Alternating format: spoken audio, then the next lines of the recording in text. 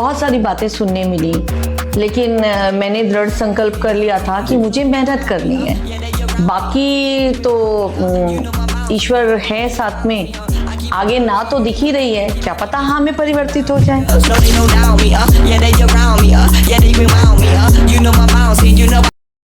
नमस्ते सीतापुर, हाजिर हैं अपने नए एपिसोड में, जहां की गेस्ट हमारी बहुत खास होने वाली है।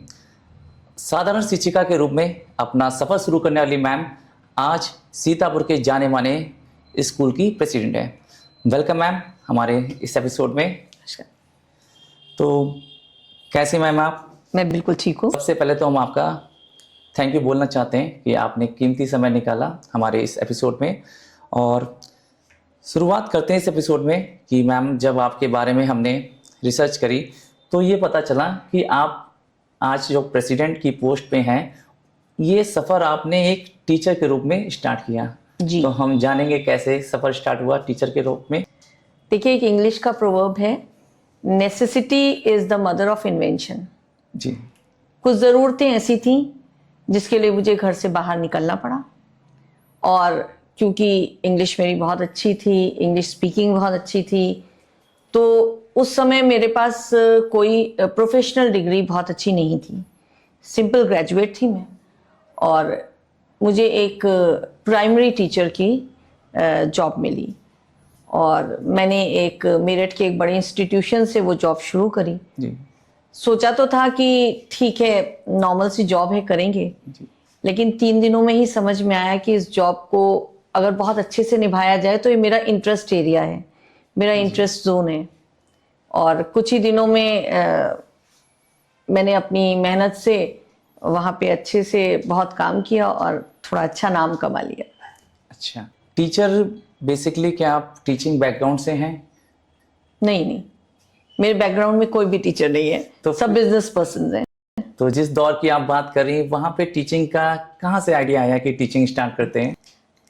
मैंने आपको अभी बताया ना कि ज़रूरत थी कुछ जी। तो उस ज़रूरत को पूरा करने के लिए मुझे अपने घर से बाहर पदार्पण करना पड़ा। तो मेरे पास प्रोफेशनल डिग्री नहीं थी, तो मुझे टीचिंग करनी पड़ी। और जैसे ही मैं उसमें घुसी तो मुझे लगा कि शायद मैं बनी इसी फील्ड के लिए हूँ। जैसे आपने कहा कि प्राइमरी टीचर की जॉब से आपने स्टार्ट किया, बेसिकली हम माने कि जो टीचर फेमस हुए हैं आज, जेईई एडवांस, आईआईटी, नीट के पढ़ाने वाली, लेकिन प्राइमरी टीचर की जो जॉब होती है सबसे टफ टास्क होती है। आप 100 बच्चे, 500 बच्चे, आप बड़े बच्चे पढ़ा सकते हैं, लेकिन 2 शैतान बच्चे भी पढ़ाना टफ टास्क होता है। कहीं ना कहीं अंडररेटेड होता है प्राइमरी टीचर का, बट सैल्यूट जॉब किया जाए प्राइमरी टीचर्स को, काफी मेहनत करती हैं टीचर्स। तो आपको किन मुश्किलों का सामना करना पड़ा जब आपने स्टार्ट किया? देखिए, मुझे मुश्किलों का सामना तो करना बहुत पड़ा कि छोटे बच्चों को अपने हिसाब से चैनलाइज करना बहुत मुश्किल जॉब होता है, हमें उनके हिसाब से चलना पड़ता है।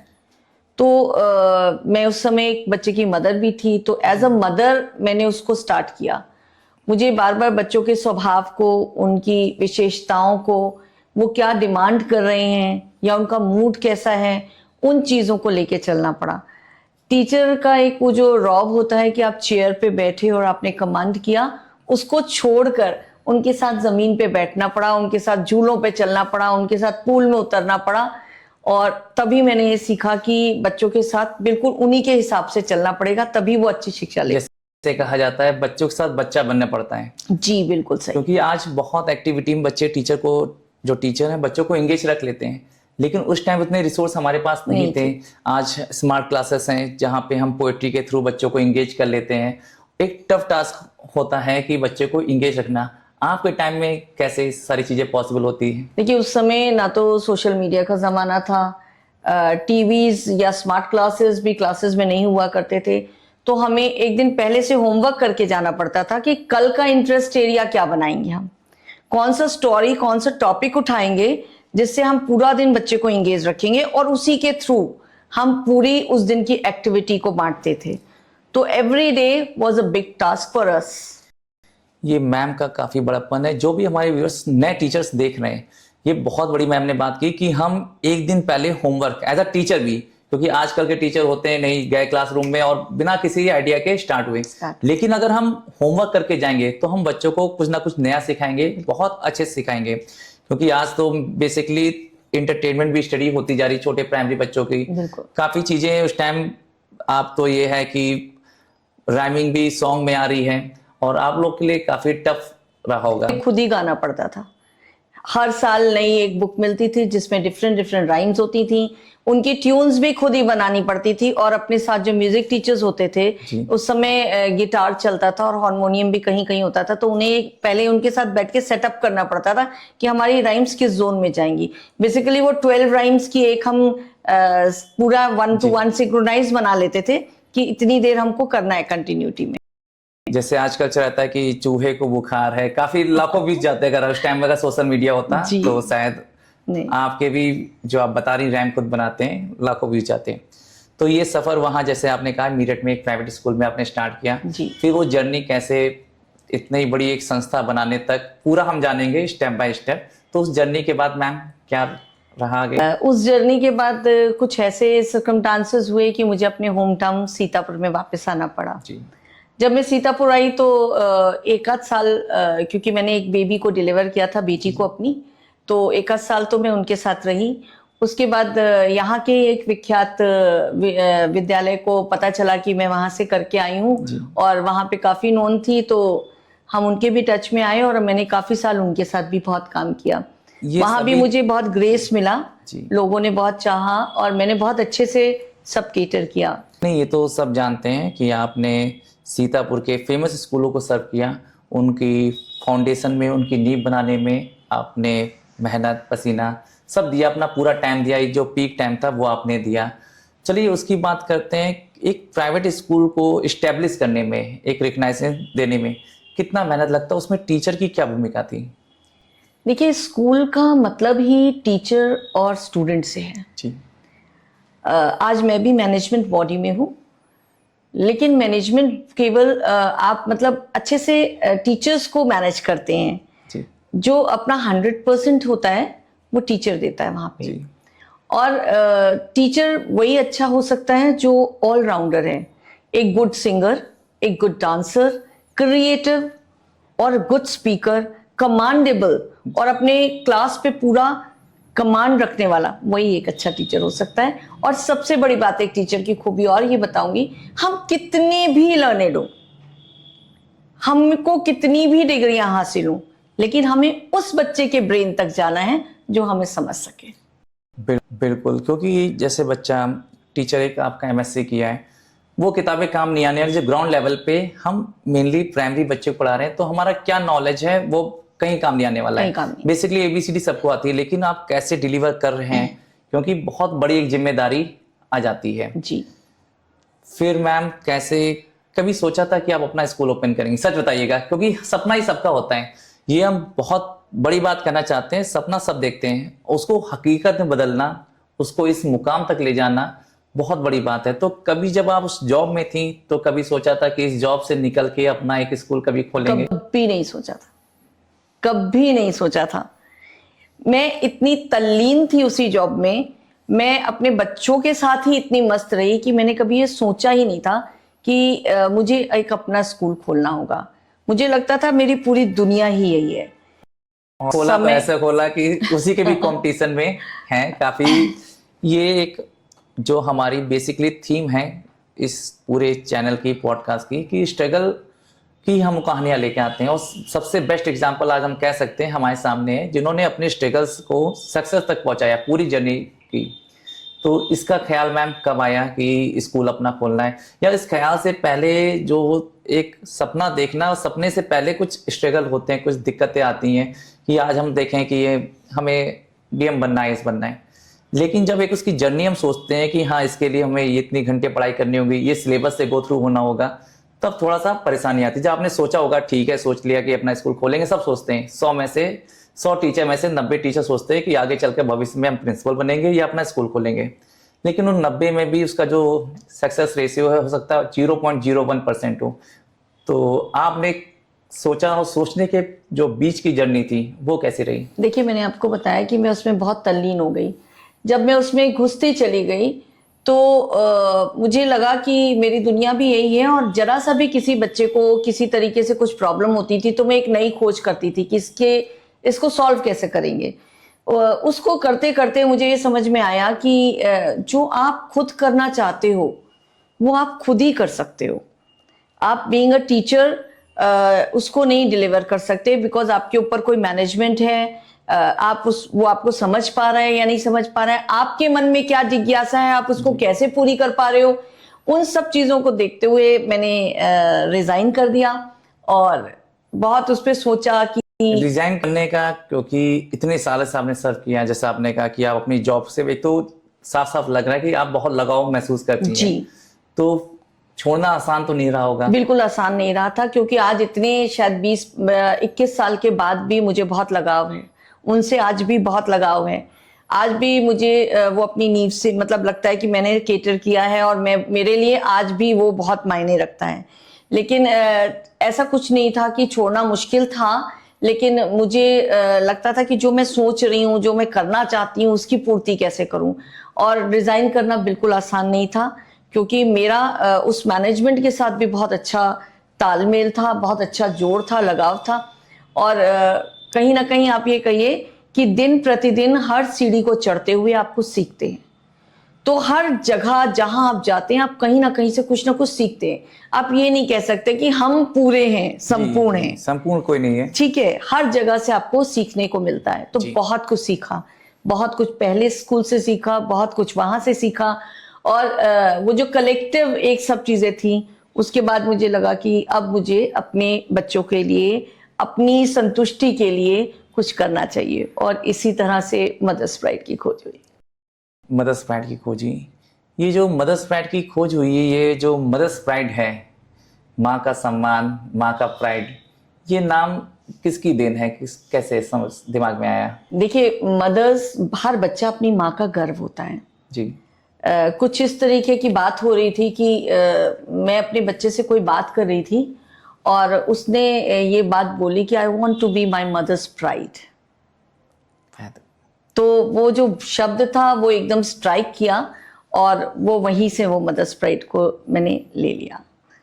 जबकि उसके बाद और भी जगहों पे वो नाम चला। मैंने हाँ कई बार देखा था कि मुझे लगा फ्रेंचाइज मॉडल है, बट फिर मुझे लगा कि शायद ये नाम ही कई जगह आपका जी है। बड़ा अच्छा लग रहा है मैम, आपने अपनी चीज़ें शेयर कर रही हैं। मदर्स प्राइड का बीज की कहानी तो आपने डाल दी कि बीज कैसे पैदा हुआ, उस बीज को पौधा कैसे आपने बनाया, कैसे उसकी सिंचाई की और क्या मुसीबत आई। क्योंकि जब भी हम कभी एक कंफर्टेबल जोन से और इतना बड़ा रिस्क लेना, इतना बड़ा सपना ड्रीम लेते हैं, तो सफलता से पहले मजाक आता है। लोग हमारी सोसाइटी में हमारे कई बार सपोर्टिव होते हैं, जो मजाक उड़ाते हैं कि अब ये अपना स्कूल खोलेंगी, अब ये स्कूल चलाएंगी। क्या आपके लाइफ में भी ऐसा कोई फेस आया कि जहाँ पे आपको सुना हो? बैक बिचिंग भी होती है, कभी सामने नहीं कहते हैं, बट कभी ऐसा सुनने को मिलता है? जी जी, बहुत मिला। जिस दौर में मैंने रिज़ाइन किया, बहुत सारे लोगों ने आके मुझे कहा कि आप बहुत गलत डिसीजन ले रही हैं और अरे आप कैसे अपना स्कूल चला लेंगी, अपने ऊपर बहुत गुरूर हो गया है आपको। बहुत सारी बातें सुनने मिली, लेकिन मैंने दृढ़ संकल्प कर लिया था कि मुझे मेहनत करनी है। बाकी तो ईश्वर है साथ में, आगे ना तो दिख ही रही है, क्या पता हाँ में परिवर्तित हो जाए। जी। तो इस तरीके से मैंने एक किराए की बिल्डिंग ली लोहारबाग में, और बिल्डिंग बहुत बुरी हालत में थी। उसको बिल्कुल रेनोवेट कराया सारा और स्कूल का शुभारंभ किया। जानते थे, पेरेंट्स जानते थे, लोग जानते थे। और शायद सबसे गर्व मुझे इस बात पे लगता है कि मेरे जो पेरेंट्स थे, जिनके बच्चों को मैं पढ़ा चुकी थी, वो लोगों को मुझ पे बहुत ट्रस्ट था। और सबसे बड़ी बात ये थी कि मेरे पीछे सपोर्ट था, और सपोर्ट था मेरे मम्मी पापा का कि कोई कुछ भी बोलता रहे, आपके मन में आ रही है ना बात, आप करिए। तो आपके माध्यम से मैं एक बार ये जरूर बोलूँगी सभी पेरेंट्स को कि अपने बच्चों के पीछे हाथ रख के खड़े रहिए, उनको गिरने मत दीजिए। उनका सबसे बड़ा मॉरल सपोर्ट, कोई धन नहीं काम आता है, सबसे बड़ा मॉरल सपोर्ट होता है। वो जो एक हाथ आप पीठ पे रखते हैं ना, वही उनकी दुनिया बदल देता है। एक लाइन की मैं हूं ना तुम करो, ये बहुत बड़ी, किसी भी चीज से, किसी भी आप फंड से, किसी भी हर एक पावर से सबसे बड़ी चीज़ है कि अगर बच्चे के मन में आया, पेरेंट्स हो, फ्रेंड्स हो, ये कहते ठीक है तुम करो, ज़्यादा से ज़्यादा क्या होगा। देखिए ना, तो अगर कोई हम बहुत बड़ी चीज़ एक अपना कहते हैं आउट ऑफ द बॉक्स जाके सोच रहे हैं, तो कहीं ना कहीं ना तो है ही है, जैसा आपने कहा, हो सकता हो हम बदल जाएं। और देखिए अब जिनका आपकी पावर पे जिसका क्वेश्चन मार्क था, शायद आपने सबसे अच्छा आंसर दिया। जी। आपको उस टाइम वसीम बरेलवी साहब का एक शेर याद आ रहा है, वो बोलना चाहिए था कि उसूलों पर आँच है तो टकराना जरूरी है, बिल्कुल। जिंदा नजर हो तो जिंदा नजर आना आना जरूरी है। जरूरी है। तो हमको लगता है जिन्होंने भी क्षमताओं पे आपके सवाल निशान लगाया होगा, तो शायद आप वो जवाब पा गए होंगे और आपका एपिसोड भी शायद देख रहे हैं। तो जैसे आपने बताया लोहार बाग में, और एक चीज़ और मैं व्यूअर्स को बताना चाहेंगे कि मेरे लिए काफ़ी गर्व की बात है, मैम जिस टाइम की बता रही बिल्डिंग में, ये पूरी जर्नी हमने खुद आंखों से देखी है, घूमते हुए, चलते हुए, कैसे एक स्कूल बना, कैसे शिफ्ट हुआ। तभी मुझे एक पर्सनली क्यूरोसिटी है हर चीज़ जानने की। तो मैम कैसे एक किराए की बिल्डिंग उठाना और एक नया इंस्टीट्यूशन डालना, बच्चे क्योंकि स्टार्टिंग में धीरे धीरे चीज़ें आती हैं, तो कहाँ पे कभी ऐसा नहीं लगा कि ये बहुत कहाँ फंस गया कि अच्छा कर रहे थे, अच्छी खासी जॉब चल रही थी, कहीं पे ऐसा नहीं ठोटा या कभी कभी? कभी नहीं लगा, कभी नहीं लगा। इसलिए नहीं लगा कि मुझे अपनी मेहनत पे यकीन था, मुझे अपने ईश्वर पे यकीन था, और मुझे ये यकीन था कि जब आप मेहनत करते हैं तो उसका फल थोड़ा सा देर से मिले, लेकिन मिलता ज़रूर है। बहुत सारे लोगों ने आके कहा बिल्डिंग नहीं अच्छी है, ये नहीं है, वो नहीं है, इतना फर्नीचर कैसे लाओगे, इतना मॉडर्न कैसे बनाओगे। लेकिन जब आप एक स्टेप बाहर से निकालते हैं ना, तो उसके बाद आप चलते ही चले जाते हैं और ईश्वर आपको सड़क दिखाता रहता है।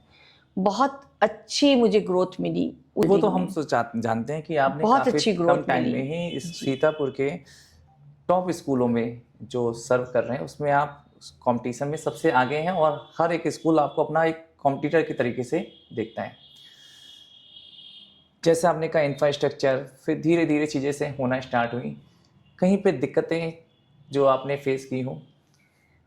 देखिए, ऑब्स्टिकल तो एक लाइफ का पार्ट है। जी अगर वो आएंगे नहीं तो लाइफ जी जी कैसे अच्छी हो पाएगी, या आपको वो स्ट्रगल नहीं करेंगे तो आप लाइफ की कीमत कैसे पहचान सकेंगे। तो ऑब्स्टिकल आते रहे और हर ऑब्स्टिकल ने कुछ ना कुछ हमें सिखाया, हमें और स्ट्रॉन्ग किया, जी। हमें और ज़्यादा ताकत से काम करने की क्षमता दी, और मुझे लगता है वो चैलेंजेस लेना मेरी आदत बन गई। अच्छा अच्छा, जो आज जैसे हमने बताया कि वो बीज को आपने पेड़ बनाया, इसका क्रेडिट आप किसको देना चाहती हैं? नो डाउट, मतलब मेन तो आपका है ही है, क्रेडिट पूरा का पूरा मेहनत आपकी है, लेकिन कभी कभी हमारे सपोर्टिंग हैंड भी बहुत, क्या कहते हैं, जैसे अभी आपने कहा सपोर्ट बहुत बड़ी चीज़ होती है। जी। तो आपके सपोर्टिंग हैंड उस टफ टाइम में कौन कौन रहा है? मेरे पेरेंट्स जी। और फैमिली। मेरे पेरेंट्स, मेरे ब्रदर सिस्टर्स, मेरी फैमिली हर कदम पे मेरे साथ खड़ी रही। उन्होंने मुझे दिन रात ये यकीन दिलाया कि तुम काबिल हो, जबकि पूरी दुनिया मुझे यकीन दिलाने पे लगी हुई थी कि तुम उतर जाओ सीढ़ी से नीचे, लेकिन वो मेरे लिए सीढ़ी। और फैमिली में आपके कौन कौन है? जैसे फैमिली की बात आपने की, तो मैम फैमिली में कौन कौन है आपके? मेरे 2 बच्चे हैं। मेरा एक बेटा है जो इस समय स्कूल का मैनेजर है, Kunal Anand, and I have a daughter Sanal Anand, और वो कॉर्पोरेट लॉयर है। तो मैम बच्चों की परवरिश में कैसे टाइम मैनेज करती थी आप? एक स्कूल भी देख रही हैं, एक टफ टाइम से भी गुजर रही हैं, बच्चों को भी अच्छी परवरिश देना, उनकी शिक्षा में साथ देना कैसे पॉसिबल? देखिए, मैं उन दोनों बच्चों को अपने साथ लेके जाती थी स्कूल में। सुबह 5 बजे से मेरी दिनचर्या शुरू होती थी और 12 बजे मुझे बेड मिलता था। टाइम इतना क्रूशियल था कि मुझे इवनिंग में भी 1-2 ट्यूशन्स भी लेनी पड़ती थी। तो वो सब चलता रहा, और सपोर्ट अगर बोलें तो मेरे पेरेंट्स का बहुत सपोर्ट था। वो मतलब मेरी अनुपस्थिति में बहुत कुछ करवा डालते थे, घर का काम और सब चीज़ें। और मेरे बेटी तो बहुत ही छोटी थी, बेटे का बहुत सपोर्ट रहा। आप यकीन मानिए कि लोग देख के बोलते हैं कि वो बहुत स्ट्रिक्ट हैं, बहुत अभिमान में रहते हैं, ऐसा कुछ बोलते हैं सब लोग, लेकिन एज अ मदर मैं जानती हूँ कि उसने अपनी माँ के लिए कितना स्ट्रगल किया है। मेरे आने से पहले वो आधे काम घर के कर डालता था कि मेरी मम्मा को आके परेशानी ना हो, और आज मैं चाहती हूँ कि मेरा बच्चा कुछ भी ना करे, ऐसे वो कोई काम न करे, क्योंकि उसने वो पूरी स्ट्रगल मेरी देखी है। जब जब हम एक ज़िंदगी जीते हैं तो हमारे जैसे एक बच्चा पढ़ाई करता है, एक एग्ज़ाम की तैयारी करता है, तो सिर्फ वो एग्ज़ाम बच्चा नहीं तैयारी करता है, उसके साथ उसके फादर भी तैयारी करते हैं, मदर भी तैयारी करते हैं, भाई बहन भी लोग जल्दी सो जाते हैं। तो आपकी जर्नी भी देख के लगता है, जैसे अभी आपने कहा कि कुणाल सर जो भी इस टाइम मैनेजिंग डायरेक्टर हैं, ये बहुत ही इंस्पायरिंग है, बड़ी इमोशनल है। और हर चीज़ बच्चों को भी क्या होना चाहिए, सीखना चाहिए इससे कि हम जितना भी, ऐसा नहीं है कि हम कोई फाइनेंशियली ही सपोर्ट कर सकते हैं, हम छोटा सा काम भी कर देते हैं अपने पेरेंट्स के लिए, तो वो भी एक बहुत मायने बड़ा सपोर्ट है। कि अगर पेरेंट्स, क्योंकि आज हमने देखा है मोबाइल के दौर में बच्चों ने और पेरेंट्स के बीच में एक डिस्टेंस बना दी है। बहुत बड़ा। अब आज क्या कहते हैं, कम्युनिकेशन, एक स्कूल में क्या हुआ, कहीं ना कहीं वो बच्चा अपने ट्यूशन टीचर को बताता है, पेरेंट्स को नहीं बता पाता है। पेरेंट्स बच्चे को एडमिशन करा दिया, उसके लिए सारे रिसोर्स कर दिए, लेकिन एक जो कम्युनिकेशन गैप है, जैसे आपने कहा, बहुत ज़्यादा आ रहा है। तो बहुत। उससे सीखने वाला है कि अगर कभी पापा मम्मी जॉब से हैं और आप सिर्फ एक कप चाय भी बना दें, बहुत तो बड़ी बात बहुत बहुत बड़ी बात है। उसी चाय में भी अगर कम्युनिकेशन होगा तो जो रिश्ते में जो मजबूती आएगी, वो नो डाउट कहीं टूटने वाली नहीं है। बिल्कुल। तो जब मैम ये सारी चीज़ें शुरू कर रही थी और इस चीज़ें चल रही थी, स्कूल इस्टेब्लिश हो गया था, सबसे पहले बात तो हम मैम के लिए बताना चाहते हैं, जब मैम के बारे में बात कर रहा था, रिसर्च कर रहा था, तो प्रेसिडेंट, और उसके बाद मैं पोस्ट देख रहा था, पोस्ट दर पोस्ट, पूरा पैराग्राफ हो गया। हम चाहे दर्शकों को खुद बताइए अपने कौन कौन सी जिम्मेदारी संभाल। मैम के पास टाइम की दिक्कत है, बट जिम्मेदारियां मैम ने एक से बढ़कर एक उठा रखी। हम चाहेंगे आप खुद ही बताइए कि आपके पास कौन कौन सी पोस्ट संभाल रखी हैं आपने। देखिए, सबसे पहले तो मैं president Mother's Pride Public School हूँ। जी उसके बाद मैं प्रेसिडेंट शक्ति सोशल क्लब हूँ। जी मैं मुस्कान फाउंडेशन में भी मेंबर हूँ। जी उद्योग व्यापार संगठन सीतापुर की मैं महिला प्रकोष्ठ की अध्यक्ष हूँ। जी नरेंद्र मोदी विचार मंच की अवध प्रांत की अध्यक्ष हूँ। जी सेवा भारती की महिला अध्यक्ष हूँ। जी और स्वदेशी जागरण मंच में भी मैं महिला प्रकोष्ठ की अध्यक्ष हूँ। जी। साथ ही बीजेपी के महिला मोर्चा से मैं नगर हम कर रहे हैं, 7 पोस्ट अभी तक हो चुकी हैं और अभी भी फुल स्टॉप आने की कहीं पे भी गुंजाइश नहीं है। कैसे मैम समय निकालती हैं? जिम्मेदारियां, स्कूल की इतनी बड़ी जिम्मेदारी, चलिए उसमें तो सर आपका हाथ थोड़ा बहुत बटा लेते हैं, फिर आप क्या कहते हैं, कई सारे अध्यक्ष जिन पे आपने से गिनाया, ये फाउंडेशन किस टाइप का वर्क करते हैं सोसाइटी के लिए?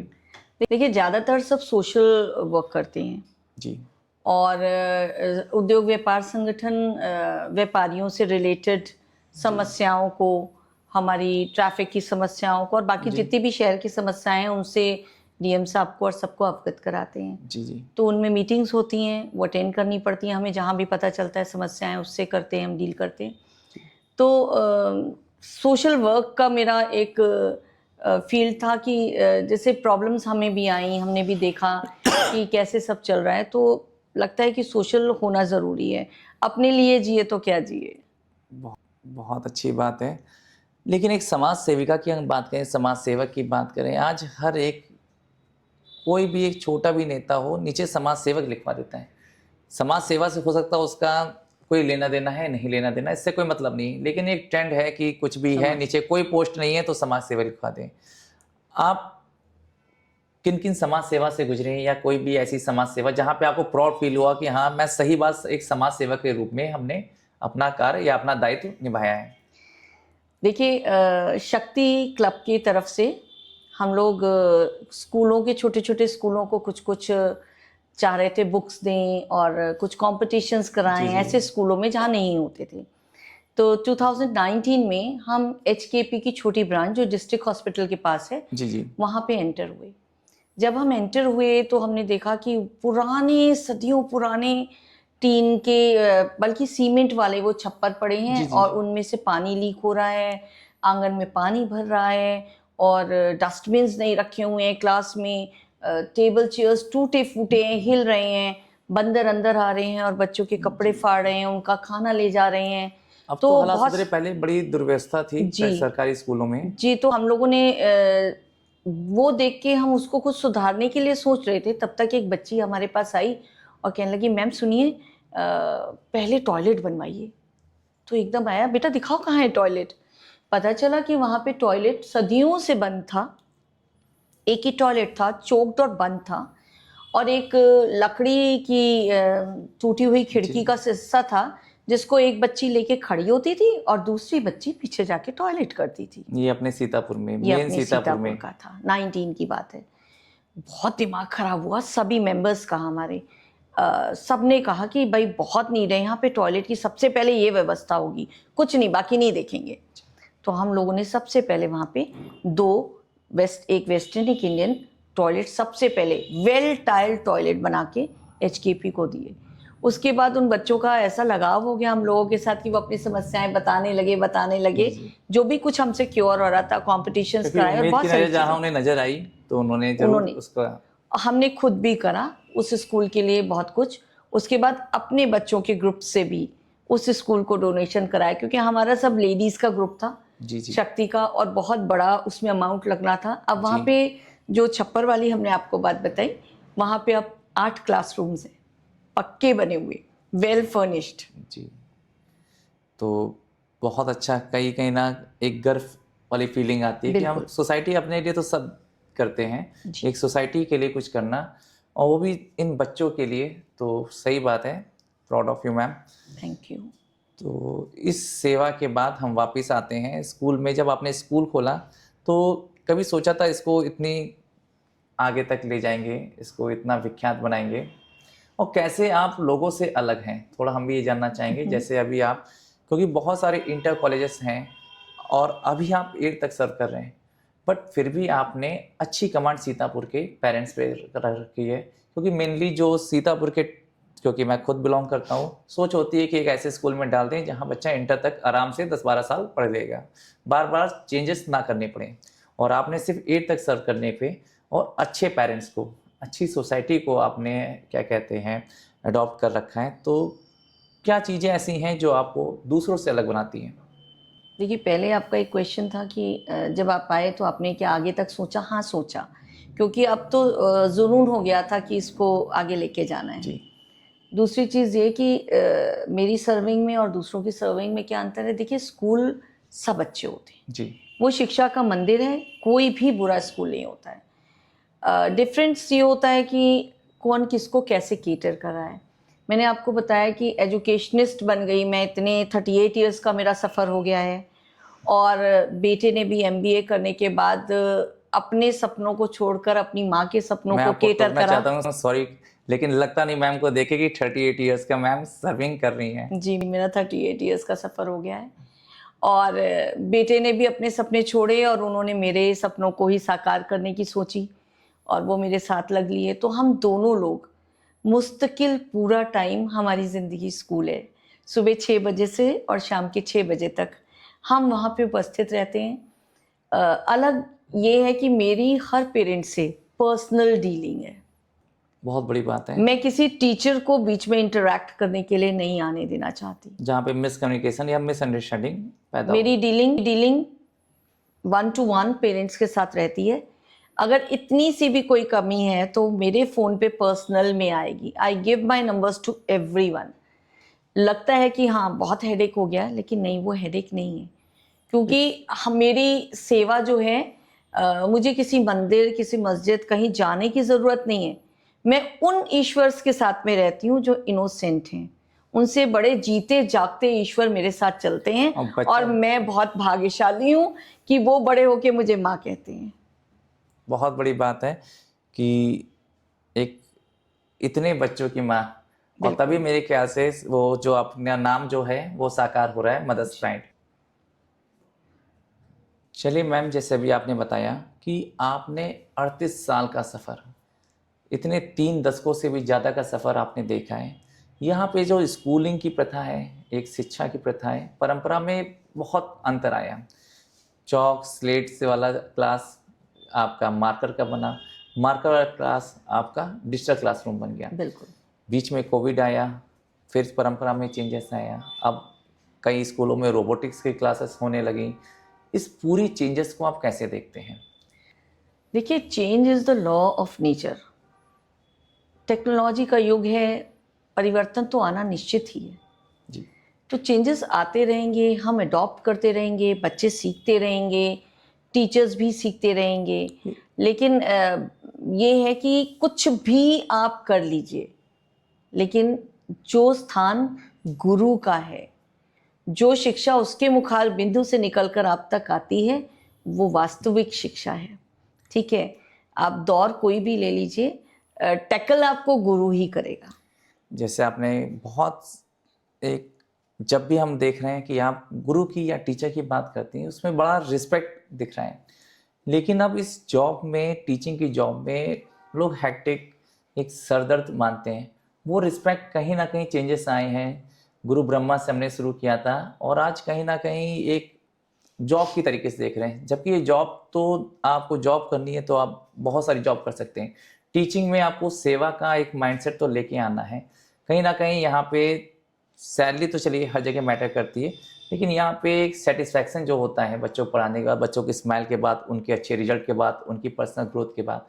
लेकिन कहीं ना कहीं टीचर कई बार हमें देखते हैं कि अपनी जॉब से सेटिस्फाई नहीं रहते हैं। इसमें आप क्या कहना चाहेंगे, क्योंकि आप खुद एक प्रेसिडेंट हैं, आपके पास भी स्टाफ है, कैसा माहौल रहता है आपका यहाँ, एनवायरनमेंट कैसा रहता है? देखिए, मेरे यहाँ एनवायरनमेंट ऐसा है कि फैमिली टच है सबसे। मेरा वो परिवार है। At the end of the day, every day मैं उनको यही बोलती हूँ कि इस प्राइमेसिस के अंदर परिवार है। ऐसा नहीं है कि मैं कभी डांटती नहीं होंगी, लेकिन उस डांट के बाद मेरा ये भी होता है कि माँ रोज़ थप्पड़ लगाती होगी, घर छोड़ के नहीं जाते हो, इस बात का ध्यान रखना जी। तो उन सबको ये पता है।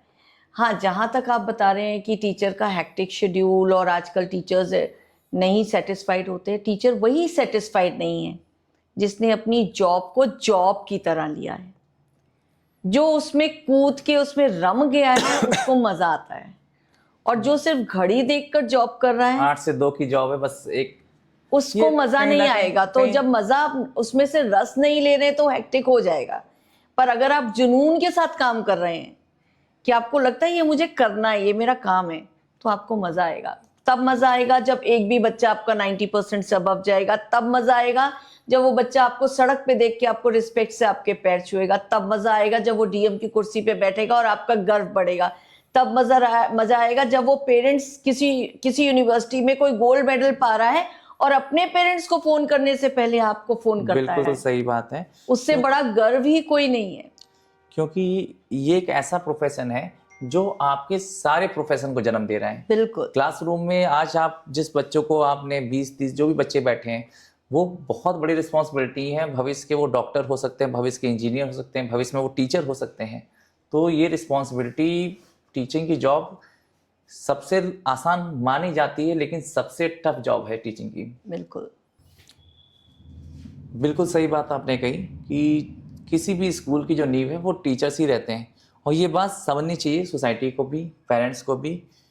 और जो गैप एक कुछ सालों में देखने को मिला है, वो गैप फिल होनी चाहिए। पेरेंट्स को भी समझना चाहिए कि टीचर भी उसको एज अ पेरेंट ही, क्योंकि 7 से 8 घंटा बच्चा हमारे पास रहता है। अगर वो 100% पेरेंट है तो 50 से 60% एज अ जो टीचर है वो भी पेरेंट्स हैं। तो आपके यहाँ टीचर ऐसा होता है कि कुछ ना कुछ तो होते हैं कि प्रिंसिपल के खास, कहीं ना कहीं टैग मिलता है कि स्कूल के खास वो होते हैं अपने वर्किंग से। तो ऐसा कोई जो आपने इतनी बड़ी जर्नी आपने कंप्लीट करी है, आज मदर्स प्राइड को इतना नाम मिला है, इसके श्रेय किसको जाता है, इसका क्रेडिट आप किसको देना चाहेंगी? देखिए, आप इंफ्रास्ट्रक्चर कैसा भी बना लें, मैनेजमेंट कैसा भी रख लें, दीवारें नहीं पढ़ाएंगे टीचर्स। आपको उन्हीं को पॉलिश करना है, उन्हीं के साथ इतना अपनत्व रखना है कि उनकी समस्याओं को समझ सकें, उनके अनुरूप काम कर सकें। और मदर्स प्राइड को अगर आप कुछ भी कहते हैं, जैसा कि आप कह रहे हैं कि शहर का जाना माना, तो उसको पूरा जाना माना बनाने के लिए पूरा का पूरा श्रेय मेरे टीचर्स को जाता है, जो अपनी पूरी लगन के साथ मेरे सपनों को साकार कर रहे हैं। जैसे आपने बताया आपके सपनों का साकार, सपना भले आपने देखा हो, कोई ऐसा नहीं है आपने अपना व्यक्तिगत सपना देखा हो कि वो सिर्फ और सिर्फ आपका निजी है। आपने सोसाइटी के जिस सपने की आप अपना कह रही, कहीं ना कहीं वो आपने सोसाइटी के लिए देखा। बिल्कुल। कि आपने यहाँ पे एक ऐसा एक इंस्टीट्यूशन दिया जहाँ पे बच्चे अच्छे पढ़ सकें। लेकिन एक आजकल जो एक, क्योंकि सीतापुर बहुत ऐसा शहर नहीं है कि जहाँ पे सब रिच पर्सन हो, मिडिल क्लास फैमिली भी आती है, और आज की जो पढ़ाई है वो बहुत कॉस्टली होती जा रही, छोटे बच्चों की भी काफ़ी ज़्यादा। ऐसा क्या हो गया कि ऐसी कौन सी एक्टिविटीज़, ऐसी कौन सी पढ़ाई होने लगी जो एक इतनी महंगी फ़ीस होने लगी? बहुत पेरेंट्स का क्वेश्चन रहता है कि फ़ीस इतनी महंगी क्यों हो रही है? देखिए, पेरेंट्स ने ही वो डिमांड्स करी जिससे फीस बढ़ी। पेरेंट्स का डिमांड है एसी चाहिए, जी एसी बस चाहिए, जी क्रिएटिविटी चाहिए।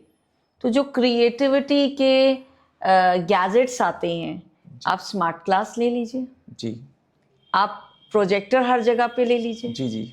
उसके अलावा आप स्विमिंग पूल्स ले लीजिए। ये नाक भी बहुत बड़ी चीज़ है कि हम अपने बच्चे को वहाँ सबसे महंगे स्कूल में पढ़ाते हैं। ये जी, कंपटीशन भी कहीं ना ये कहीं पेरेंट्स ने प्रेस्टीज ही इशू है। प्रेस्टीज इशू बना लिया है। जी, तो डिमांड आपकी है, स्कूल जितने चीज़ों को इम्प्लीमेंट करता जाएगा उसका खर्चा तो आएगा। जी जो सैलरी या मतलब जो फीस स्ट्रक्चर पहले था उससे टीचर्स को ही सैलरी जा सकती है मुश्किल से। तो ये सारी सुविधाएं जो हम केटर करते हैं उसको कैसे देंगे? क्योंकि वेल एजुकेटेड अगर आपको टीचर लाना है तो आपको कहीं ना अच्छी टीचर लाना। अच्छा पे भी करना बिल्कुल होगा। बिल्कुल, बहुत सीधी सी बात है। उनकी डिमांड इतनी ज़्यादा है तो स्कूल्स में खर्चे भी बढ़ते हैं। जबकि स्कूल वाले, देखिए मुझे जहाँ तक लगता है कि हर कोई ये चाहता है कि उसकी मिनिमम ऐसे सैलरी रहे, फीस स्ट्रक्चर रहे कि हर कोई आ सके, भीड़ आ सके। जी लेकिन क्योंकि इतनी सब चीज़ें लगती हैं तो उनका खर्चा उनको वहन करना पड़ता है। अगर हम आपसे कहते हैं कि जैसे जो सपना आप देख रहे हैं वो सपना आपने अचीव कर लिया, 10 साल के बाद आपका क्या सपना है कि मदर्स प्राइड को कहाँ पे आप देख रही हैं? या आपका नया सपना, क्योंकि एक सपना पूरा होते हुए नया सपना देखा जाता है, तो अब नया सपना क्या है? देखिए, मैं इसी इंस्टीट्यूशन को बहुत आगे तक लेके जाना चाहती हूँ। ये मेरा शुरू से सपना था, अभी पूरा नहीं हुआ है। आप कह रहे हैं पूरा हो गया, मेरा सपना पूरा नहीं है। मैं जिस सपने की बात कर रही हूँ, मैं चाहती थी कि सीतापुर में एक बहुत बड़ा कॉलेज हो। अभी मैं बहुत कुछ नहीं बोलना चाहती, कभी टाइम आएगा तो बताऊंगी, बिकॉज पहले से कुछ बोलना अच्छी बात नहीं है। बिल्कुल बिल्कुल सही बात ईश्वर है। साथ देगा तो कोशिश रहेगी कि सीतापुर के लिए कुछ भी अच्छा और कर सकूं। जी स्कूल तो ईश्वर चलाता रहेगा, चलता भी रहेगा। मेरी उधर बिल्कुल कोशिश रहेगी कि और अच्छे से अच्छा कर सकूं, जितना कुछ नया आ रहा है मैं दे सकूं। साथ में मेरी कोशिश ये भी रहेगी कि सीतापुर के बच्चे जो बाहर कुछ अचीव करने जाते हैं वो पॉसिबिलिटीज़ यहाँ पे मिले। बहुत अच्छा विजन है और बहुत सही बात है कि अभी जब तक वो ग्राउंड लेवल पे ना आए तब तक बात भी नहीं करनी चाहिए कि वक्त आने पे बता देंगे, अभी से क्या बताएं क्या हमारे दिल में। तो बहुत अच्छी बात है। अब मैम एआई मॉडल आ गया है, एआई कितना, क्योंकि कहीं पे लगता है कि वो दोस्त है, बच्चों का साथी है, और कहीं पे लगता है वो बच्चों का विलन है, अगेंस्ट है, दुश्मन है। कैसे एआई का, क्योंकि मिसयूज़ भी बहुत ज़्यादा हो सकता है, जैसे हम देखते हैं वीडियोस में काफ़ी चीज़ें, वो छोटे बच्चे हैं, कैसे एआई कैसे कितनी चेंजेस लाएगा आने, क्योंकि पता है कि आने वाले एजुकेशन में एआई अभी से हमारा हिस्सा बन चुका है, आगे में तो वो अपना और पैर पसारेगा। तो कैसे आप देखती हैं एआई को स्टडीज़ में? देखिए, मॉडर्न टेक्निक है, एआई हेल्पफुल है बच्चों को, लेकिन एक सर्टेन एज के बाद अगर हम सोचेंगे कि छोटे बच्चे केटर हो जाएंगे तो नहीं होंगे। वहाँ टीचर्स बेनिफिट लेंगे। हम अपने काम को जल्दी कर सकते हैं एआई से, लेकिन एक सर्टेन एज के साथ साथ में टीचर्स हेल्प ले सकते हैं, बच्चे अपने वर्कलोड में उसको हेल्प ले सकते हैं।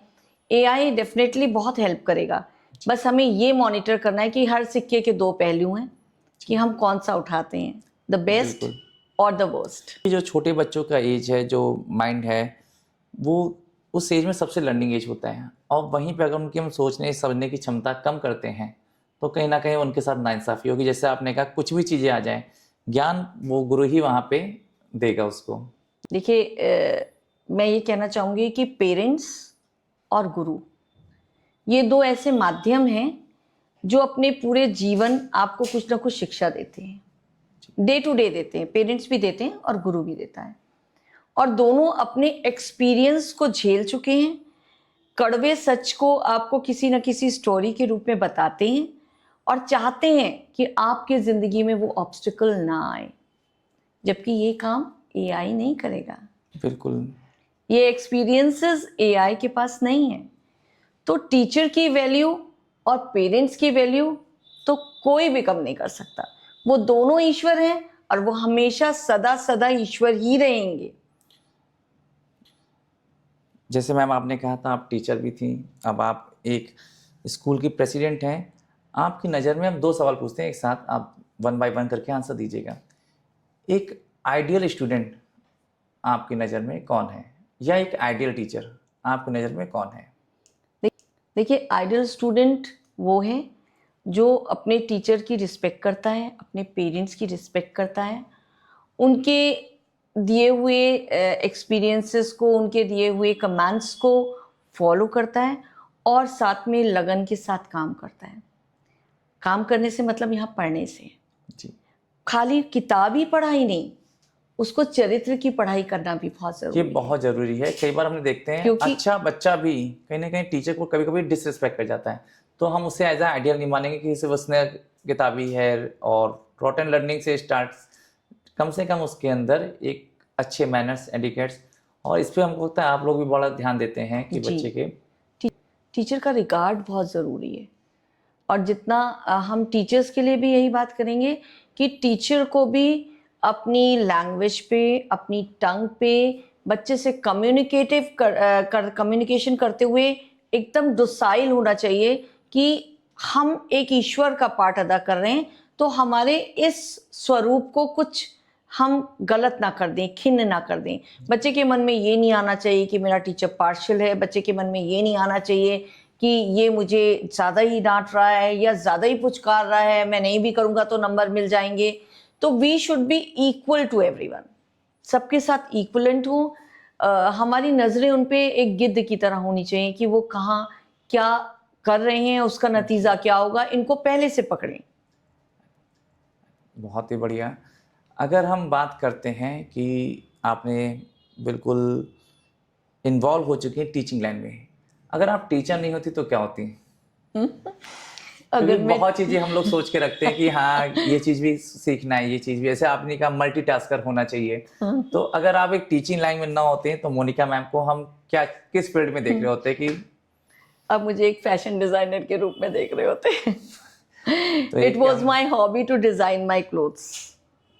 तो मैं बहुत अरसे तक अपनी डिज़ाइनिंग करती थी और वो एक हॉबी की तरह था, हॉबी तरीके से नेवर केम इनटू लाइट। तो बस अगर इस लाइन में भी आते तो हमको लगता है जैसे मदर्स प्राइड में मैम ने आगे बढ़ी हैं, एक हमने एक अच्छा फैशन डिजाइनर खो दिया। नहीं नहीं सर, पता नहीं, एक टीचर के थ्रू बहुत सारे फैशन डिजाइनर बन सकते हैं। वही हमने कहा कि हर एक प्रोफेशन को एक टीचर कई सारे प्रोफेशन को जी। बरत देता है। अगर आप पेरेंट्स के लिए कोई मैसेज देना चाहें, क्योंकि पेरेंट्स के लिए भी आजकल का पेरेंट्स बच्चे से बॉन्डिंग बहुत अच्छी हम मानते हैं, कहीं ना कहीं डिस्टेंस आ गई, तो पेरेंट्स के लिए अगर आप कोई मैसेज देना चाहें तो क्या होगा? पेरेंट्स के लिए सबसे बड़ा मैसेज ये है कि आप कितने भी बिजी हो, सबसे पहले तो अपने बच्चे को टाइम दो। आपकी ज़रूरत उसकी ज़िंदगी में बहुत ज़्यादा है, उसके साथ इन्वॉल्व हो। फ़ोन बच्चे को भी ना दें और बच्चे के सामने खुद भी फ़ोन पे इन्वॉल्व ना हो, ताकि बच्चे को लगे कि आप मेरे लिए प्रीशियस हो और मैं आपके लिए प्रीशियस हूँ। बहुत सारी गैजेट्स ला के देना, स्कूटी खड़ी कर देना, कार ला के खड़ी कर देना, वॉच ला के दे देना महंगी से महंगी, कुछ भी टीवी का सामान ले देना, PS4 1 2 3 कुछ तो भी, ये अच्छी इससे का कोई पेरेंटिंग, मैनिंग अच्छी पेरेंटिंग निशानी नहीं है। बिल्कुल नहीं। बच्चों के साथ अगर डेली आप 1 घंटा क्वालिटी टाइम भी निकाल रहे हैं तो एक अच्छी बहुत बड़ी पेरेंटिंग बात है। दूसरी चीज़ पेरेंट्स के साथ मैं ये कहना चाहूँगी पेरेंट्स को कि अपने बच्चे को आप टाइम देने के साथ साथ कभी भी बच्चे के सामने उसके टीचर के बारे में कोई बात ना करें। बहुत बड़ी बात क्योंकि बच्चे के सामने अगर आप उसके टीचर के लिए अपशब्द या कोई ह्यूमिलेटेड वर्ड बोलते हैं, पढ़ा नहीं है, आता नहीं होगा, देखिए हम सब इंसान हैं, गलती तो इंसान करेगा ही, खुदा नहीं बनेगा कभी। और स्टार्टिंग में क्या था कि कोई परफेक्ट हो भी नहीं सकता। तो प्लीज अपने बच्चे के सामने उसके टीचर के लिए कभी कुछ मत बोलिए। ये मत बोलिए मैं स्कूल आके देख लूंगा, मैं बात कर लूंगा, कुछ नहीं। बस देखिए और कुछ गलती दिख रही है तो बंद करिए, 1 to 1 बात करिए, टीचर से भी मैनर्स से मिलिए और बच्चे के दिमाग में उसकी रिस्पेक्ट रखिए। क्योंकि जो बच्चा आज आपके कहने पे टीचर को रिस्पेक्ट नहीं दे रहा, वो कल आपको भी नहीं देगा। बिल्कुल। तो ये बहुत ज़रूरी है कि बच्चे के साथ टाइम स्पेंड करें, उसको अच्छे कैरेक्टर की शिक्षा दें, साथ में टीचर्स के लिए रिगार्ड्स दें। जब इतना बड़ा सफ़र, जैसे अभी स्टार्टिंग हमने कहा 38 इयर्स, एक टीचिंग जैसे भी आपने बताया कि मेरठ से आपने शुरू जर्नी की थी एक टीचर में प्राइमरी के में, और आज एक प्रेसिडेंट का इतना लंबा सफ़र, जब आप पीछे मुड़ती हैं तो कुछ ऐसे पल जो आपके दिल के बहुत करीब हों और जो हमारे साथ शेयर आप करना चाहें?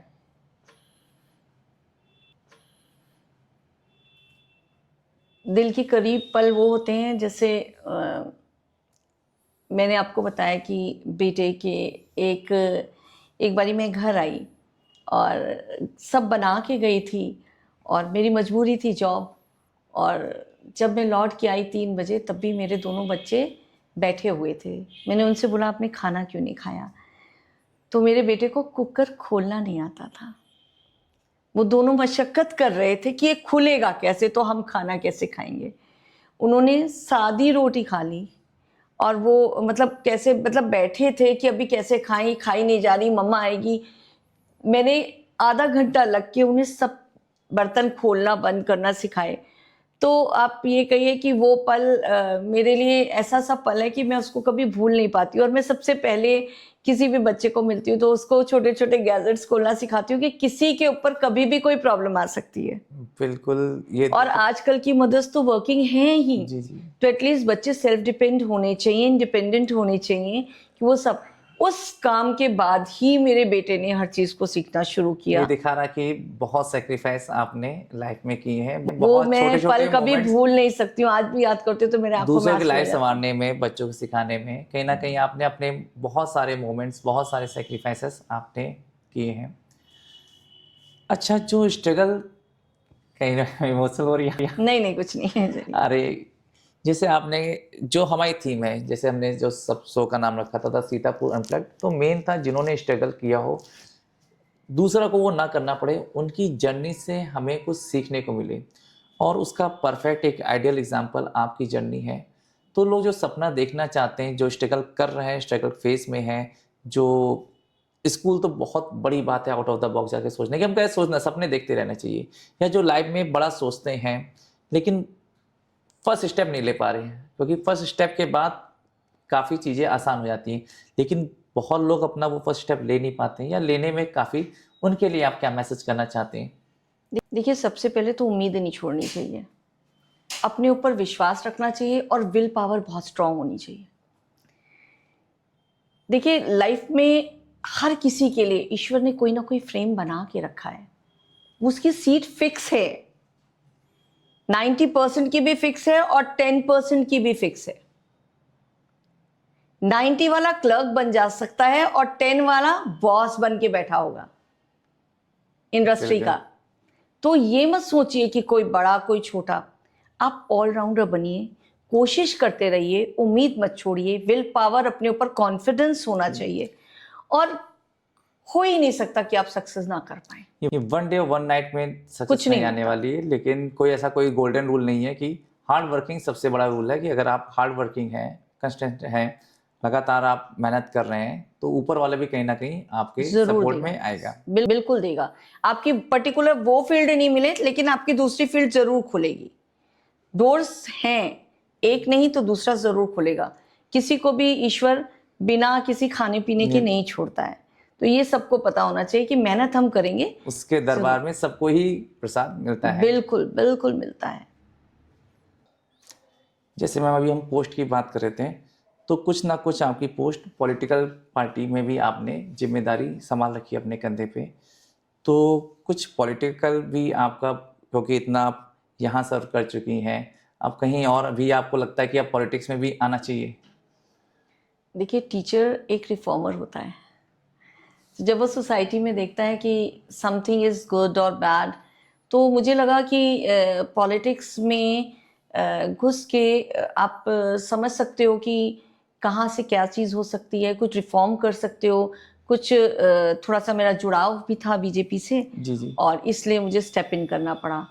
और आज भी मैं जो जो भी मुझे दायित्व दिए जाते हैं उस पर काम कर रही हूँ, और आगे भी अगर मुझे कुछ मिलेगा तो मैं काम करूँगी, क्योंकि आप खाली ये कह देने से कि ये फील्ड अच्छी नहीं है, इस पे स्टेप, तो हर जगह बेसिक रूल्स बनाने के लिए यही फील्ड है। तो टाइम टू टाइम यहाँ पे भी रिफॉर्म की ज़रूरत होती है। आपको कोई रिकॉग्नाइज करे या ना करे, बट टाइम स्पीक्स। कभी भी टाइम आएगा कि आपको लोग रिकॉग्नाइज करेंगे और आप कुछ कर पाएंगे समाज के लिए। क्योंकि तो समाज में कुछ अच्छा करने के लिए आपको पॉलिटिक्स में आना पड़ता है। जर्नी स्ट्रगल आपका, सोशल सर्विस, कैसे टाइम मैनेज आपने किया है वो आप ही जानती हैं। और हमारे दर्शकों को आज के एपिसोड से ये चीज़ें सीखने को मिलेगा, जो कहते हैं सिर्फ 24 घंटे में क्या काम कर लेंगे, वो चीज़ें मैम से सीखने को मिलेगी कि आप घर भी चला सकते हैं, सोसाइटी को भी सर्व कर सकते हैं, आप जॉब भी कर सकते हैं, जॉब के अलावा सोशल समाज के लिए भी बहुत कुछ कर सकते हैं। ये चीज़ें मैम से हमें सीखने को मिलेंगी। जैसे मैम आपने अपने जो भी सपने देखे उनको हकीकत बदला, लेकिन हर एक लड़की के लिए आसान नहीं होता है।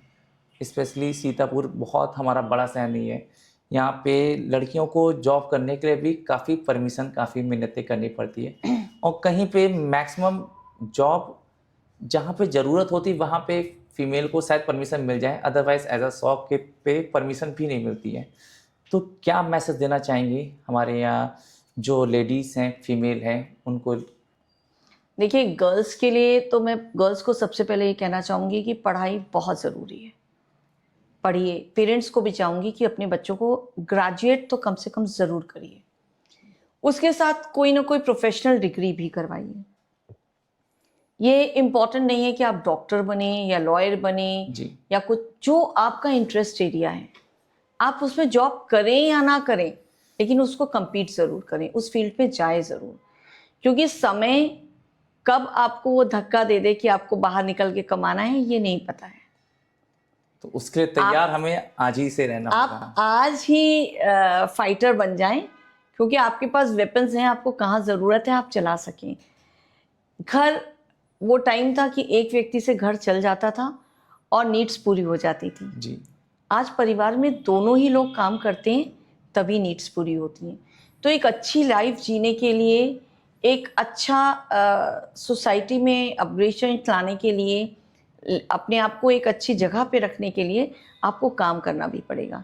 और एक और बात भी ये बोलूँगी कि जब हम घर में ही रहते हैं तो हम इंट्रोवर्ट हो जाते हैं, हमें बाहर की दुनिया का पता नहीं चलता।